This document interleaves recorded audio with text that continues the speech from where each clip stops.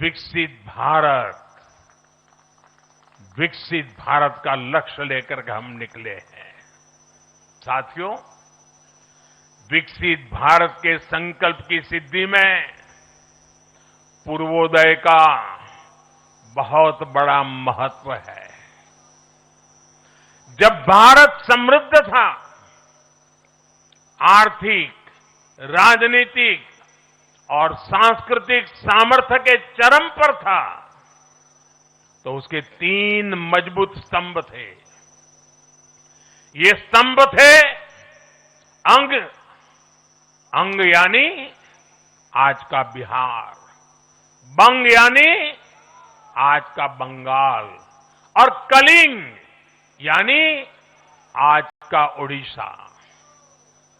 कलिंग उस समय हिंद महासागर के समुद्री व्यापार का एक छत्र सम्राट था।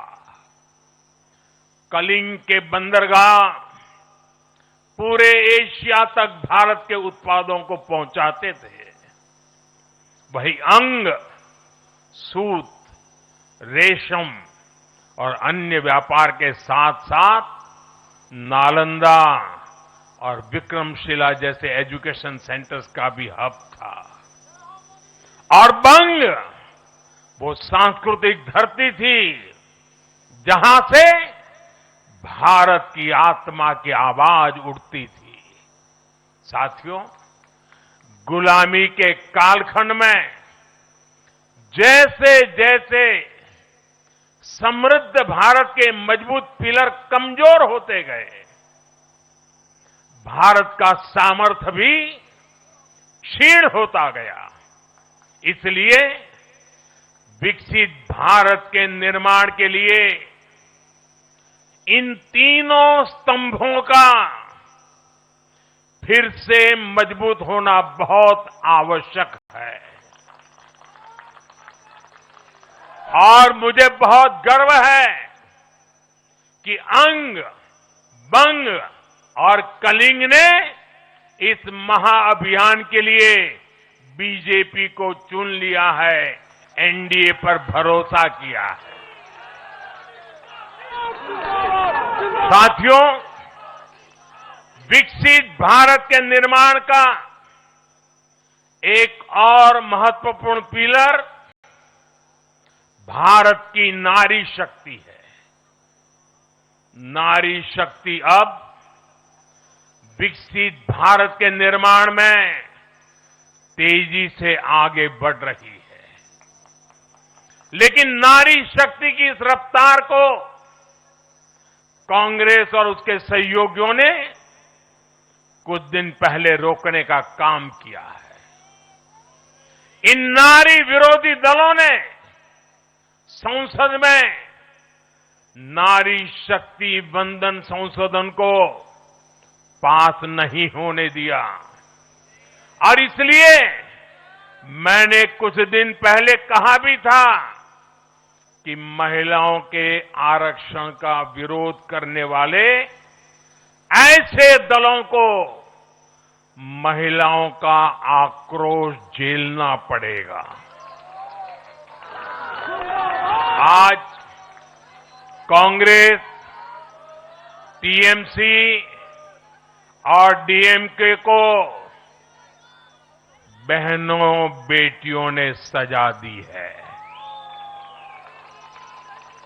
केरल में लेफ्ट के 10 सालों के कुशासन का फायदा कांग्रेस को जरूर मिला है, लेकिन मुझे विश्वास है केरल की बहनें भी अगले चुनावों में कांग्रेस को जरूर सबक सिखाएगी। साथियों, जिस समाजवादी पार्टी ने संसद में महिला आरक्षण को रोका है, उसे भी यूपी की महिलाओं का आक्रोश सहना पड़ेगा। महिला विरोधी समाजवादी पार्टी कुछ भी करके अपने पाप को कभी धुल नहीं पाएगी। साथियों, आज हम भारत की राजनीति में एक और बड़ा बदलाव देख रहे हैं। आज पूरे देश में एक भी राज्य ऐसा नहीं है जहां कम्युनिस्ट पार्टी की सरकार हो।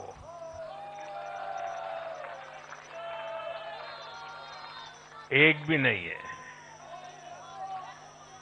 ये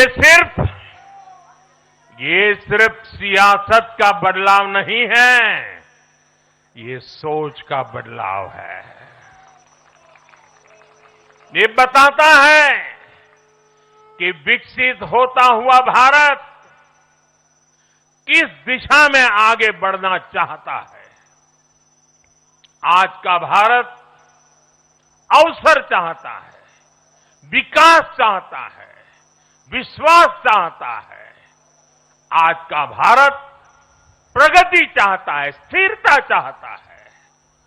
और आज का भारत ऐसी राजनीति चाहता है जो देश को आगे बढ़ाए।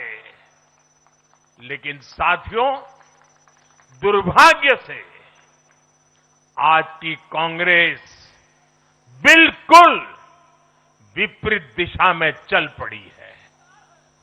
ऐसे समय में जब पूरा देश कम्युनिज्म से किनारा कर चुका है, कांग्रेस उसी विचारधारा को अपनाने में लगी है जिसे देश ने ठुकरा दिया है।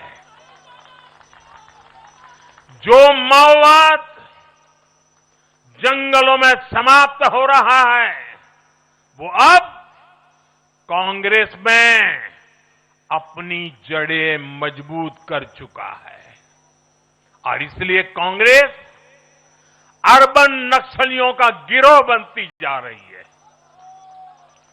कांग्रेस को एक बात नहीं भूलनी चाहिए, जिस विचार को जनता ने ठुकराया उसे जो अपनाएगा जनता उसे भी ठुकराएगी। साथियों, आज देश का हर राज्य भी एक दूसरे से लड़कर नहीं, एक दूसरे के साथ मिलकर आगे बढ़ना चाहता है। इन चुनावों ने इस संदेश को भी बहुत स्पष्ट किया है। बंगाल, तमिलनाडु और केरल में जिन 3 सरकारों को जनता ने सत्ता से बाहर किया, उनकी एक समान पहचान थी, विभाजन की राजनीति। यही उनकी पहचान थी। उनकी राजनीति जोड़ने की नहीं, तोड़ने की थी। कभी भाषा के नाम पर विवाद खड़ा किया गया, कभी खाने पीने की आदतों को लेकर समाज को बांटने की कोशिश हुई, और कभी अपने ही देश के लोगों को बाहरी तक कहा गया। लेकिन भारत की जनता ने इस राजनीति को साफ जवाब दिया है।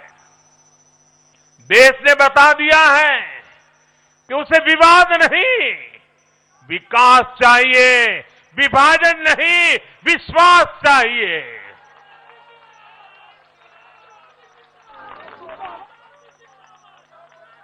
साथियों, आजादी के बाद कांग्रेस ने देश के करीब करीब हर राज्य में सरकारें बनाई। ये आजादी के आंदोलन का जो इमोशन था, उसका उनको लाभ मिला था, उसमें से उपजा हुआ जनादेश था। लेकिन जैसे जैसे आजादी के आंदोलन का इमोशन से आगे निकल करके देश धरातल के काम पर लौटा, वैसे वैसे कांग्रेस जनता का भरोसा खोती चली गई। बीते दशकों में देश ने युवाओं की अनेक पीढ़ियां जोड़ी है, लेकिन कांग्रेस घटती ही चली गई है। कांग्रेस देश की संस्कृति को नहीं समझ पाई, देश की संवेदनाओं को समझ नहीं पाई। कांग्रेस एस्पिरेशंस की राजनीति जानती ही नहीं है।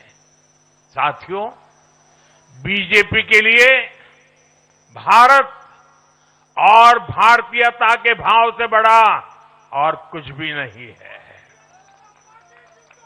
हमारे लिए भारत सब कुछ है, भारतीयता सब कुछ है। और बीजेपी सिर्फ नेशनल पार्टी है, इतना ही नहीं है, ये रीजनल एस्पिरेशन से नेशनल एम्बिशंस को पूरा करने वाली पार्टी है। इसलिए बीजेपी अपने विचार, विजन और विकास के विश्वास पर खरा उतरकर देश की पसंद बन रही है। जनता